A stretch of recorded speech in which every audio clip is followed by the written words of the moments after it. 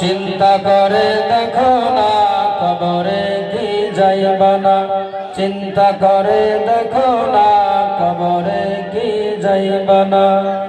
যেই কবরে আল্লাহ ছাড়া বন্ধু কেহ থাকবে না, যেই কবরে আল্লাহ ছাড়া বন্ধু কেহ থাকবে না।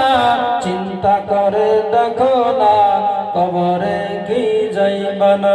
সবাই বলেন, চিন্তা করে দেখো না কবরে কি যাইবা না, চিন্তা করে দেখো না কবরে কি যাইবা না। যেই কবরে আল্লাহ ছাড়া বন্ধু কেহ থাকবে না, যেই কবরে নবী ছাড়া বন্ধু কেউ হবে না।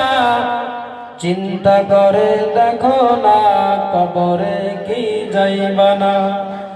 এ দুনিয়া ছাড়িয়া যাবে কোথায় ভাগিয়া, এ দুনিয়া ছাড়িয়া যাবে কোথায় ভাগিয়া।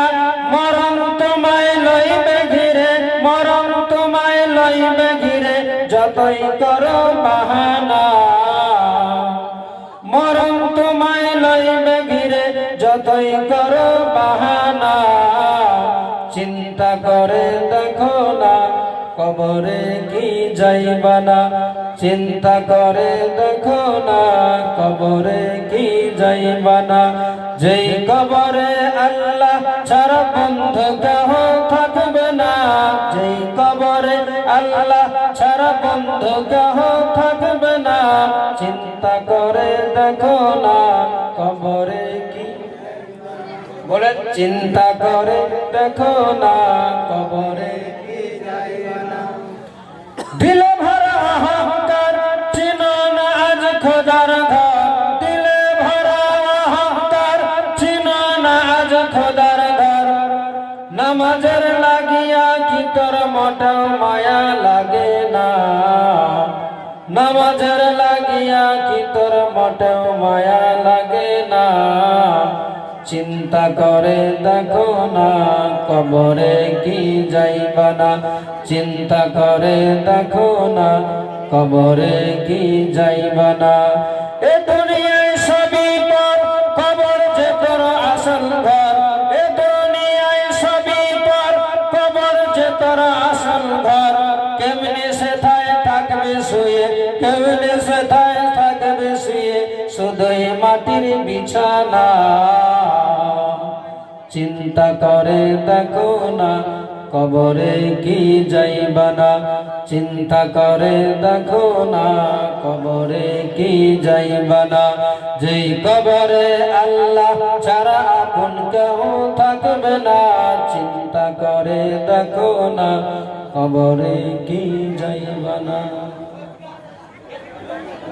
এইভাবে চুপ থাকলে ভালো হবে। এমনিতে মাইকের বুঝতে তো পারছেন, মাইক যতটা হওয়ার ভাই কিছু করার নাই ওনারও, কারণ কথা আছে না, যেমন তোমার খাইত পানি তেমন তোমার। বিষয়টা ওরকমই আছে, উনি কি করবে সেট কিন্তু ওভাবে যেভাবে হওয়া দরকার সেভাবে নাই বলে আমি গজলটা টানতে পারলাম। যাই হোক, বলছিলাম ইমাম হোসেন বলছেন নিজের চাচাতো ভাই আব্বাস, ও আব্বাস। হ্যাঁ ভাই যান বলুন। বলছে তুমি দেখতে পাচ্ছ এরা আমার কোনো কথা মানতে রাজি নয়, মনে আছে না? তাই বলতে চাই এক কাজ করো, এরা হয়তো আমার সামনে চোখ লজ্জার কারণে উঠে যেতে পারছে না। রাত্রি অন্ধকার আছে, লাইটটাকে নিভিয়ে দাও, আলোটা বাতিটা বন্ধ করে দাও, তাহলে কাউকে লজ্জা লাগবে না, সবাই উঠে উঠে চলে যাবে। বেরাদার বাবা ভাই, ইমাম হোসেন বলার সাথে সাথে সালামদার আব্বাস সঙ্গে সঙ্গে ওই লাইটটা আলোটাকে বন্ধ করে দিলেন। বন্ধ করে দেওয়ার পরে ইমাম হোসেন আকা কিছুক্ষণ নিঃশব্দ হয়ে থেকে গেলেন। সালামদার আব্বাস আমার হোসেন আকার পাশে বসে আছে। কয়েক মিনিট গত হয়ে গেল, তারপরে আমার হোসেন আকা বলে আব্বাস এবার লাইটটা জ্বালাও, হয়তো সবাই চলে গিয়েছে আমাকে ছেড়ে। সালামদার আব্বাস যেমনি লাইটটা জ্বালিয়েছে দেখে আশ্চর্য হয়ে যায়।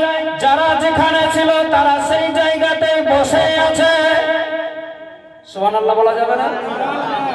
যারা যেখানে বসেছিল সবাই ওই জায়গাতেই বসে আছে, এক চুলকেও নড়াচড়া করেনি। আমার হোসেন আকার চোখ দিয়ে টস টস করে শুধুমাত্র পানি বয়ে যাচ্ছে। আমার হোসেন আকা বলতে লাগলেন, ও আমার আশিক প্রেমিকেরা, ও আমার খাদিম খদ্দাম মাওয়ালি হাওয়ালি, ও আমার চাহনেওয়ালা প্রেমিকেরা, তোমরা কেন আমার কথা শুনতে রাজি হচ্ছ না? কেন আমার কথা মানছো না? এতক্ষণ ধরে তোমাদেরকে বোঝাচ্ছি, তারপরেও তোমরা কেন মানতে রাজি নয়? বলে, হুজুর গো, আজকে আপনার সঙ্গে আমরা মদিনা থেকে মক্কায় আসলাম আকা, মক্কা থেকে কারবালা পর্যন্ত আপনার সঙ্গে এসেছি। এই বিপদের মুহূর্তে আপনাকে বিপদের মুসিবতের রাস্তায় ফেলে আমরা চলে যাব, এটা আমরা কখনো চাই না। আজ যদি চলে যাই হাসরের ময়দানে রাসূলুল্লাহর সামনে, কেমনি ভাবে আমরা দাঁড়াবো? সেই দিনে বিশ্ব নবী, মায়ার নবী, দয়ার নবী জিজ্ঞেস করবে, ও উম্মত উম্মতিরা রে, বলো বলো আমার হোসেন আকা যখন কারবালার সরজমিনে মুসিবতে পড়েছিল, যখন কারবালার সরজমিনে একা ছিল, সেই সময় তোমরা আমার হোসেনকে